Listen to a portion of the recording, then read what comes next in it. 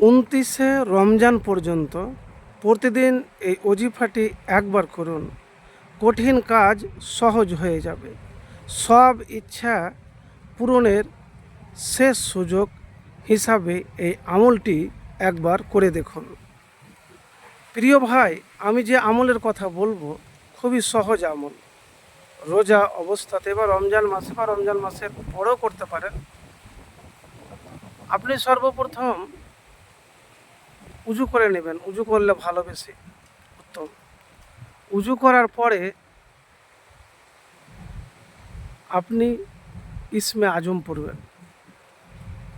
এবারে বলবেন ইসমে আজম কেন পড়ব?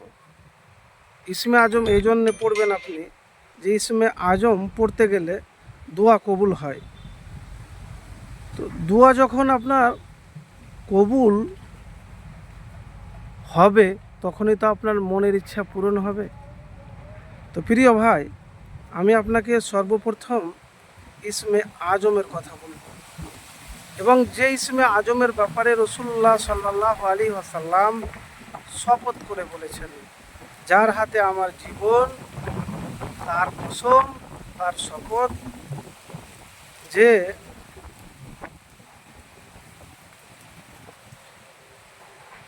তার আল্লাহ রাব্বুল আলামিন ইসমে আজম নাম ধরে দোয়া করলে, ডাকলে তার দোয়া কবুল হবে, তার ডাকে সাড়া দেওয়া হবে, আর যা চাইবে তাকে প্রদান করা হবে। তো সেই ইসমে আজম হলো, যে আপনাদেরকে সহজভাবে বলছি, ইসমে আজমটি স্ক্রিনে দেওয়া থাকবে। হতে পারে আপনারা যদি মুখস্থ না থাকে একবার পড়ে নেবেন এই জন্যে যে ইসমে আজম খুবই গুরুত্বপূর্ণ। ইসমে আজম হলো আল্লাহুম্মা ইন্নি আসআলুকা বিআন্নী আশহাদু আন্নাকা আনতাল্লাহু লা ইলাহা ইল্লা আনতাল আহাদুস সামাদুল্লাযী লাম ইয়ালিদ ওয়া লাম ইউলাদ ওয়া লাম ইয়াকুল লাহু কুফুওয়ান আহাদ। বুরাইদা রাদিয়াল্লাহু তাআলা বলেন, রাসূলুল্লাহ সাল্লাল্লাহু আলাইহি সাল্লাম দেখেন যে এক ব্যক্তি নামাজরত অবস্থায় উপরের এই কথাগুলি বলছে। তখন রাসূলুল্লাহ সাল্লাল্লাহু আলাইহি সাল্লাম বলেন, যার হাতে আমার জীবন, তার শপথ, নিশ্চয় এ ব্যক্তি আল্লাহর কাছে তার ইসমে আজম ধরে প্রার্থনা করেছে। যে নাম ধরে ডাকলে তিনি সাড়া দেন, যে নাম ধরে চাইলে তিনি প্রদান করেন। 3475 নম্বর হাদিস। তো প্রিয় ভাই, এই ইসমে আজম পড়বেন, তারপরে একবার দুরূদ শরীফ পড়তে পারেন, আগেও পড়তে পারেন, পরেও পড়তে পারেন।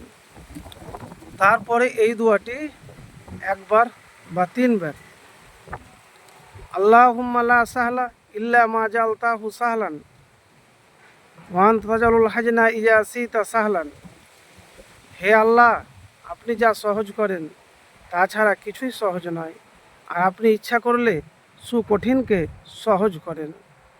তো আপনি যখনই কাজ করবেন, যাবেন, তখন প্রথমে বিসমিল্লাহ পড়বেন, তারপরে এই দোয়াটি পড়বেন, আর ইসমে আজম পড়বেন, দুরূদ শরীফ পড়বেন। তারপর পরে এই দোয়াটি রমজান মাসে লাগাতারভাবে আপনি আমলটি করে দেখুন। ইনশাআল্লাহ আপনার যে মনের ইচ্ছা আছে, সব ইচ্ছা ইনশাআল্লাহ, নেক ইচ্ছা পূরণ হবে। আপনার কঠিন জটিল কাজও সহজেই হয়ে যাবে ইনশাআল্লাহ। জীবনে সুখ সচ্ছলতা আসবে।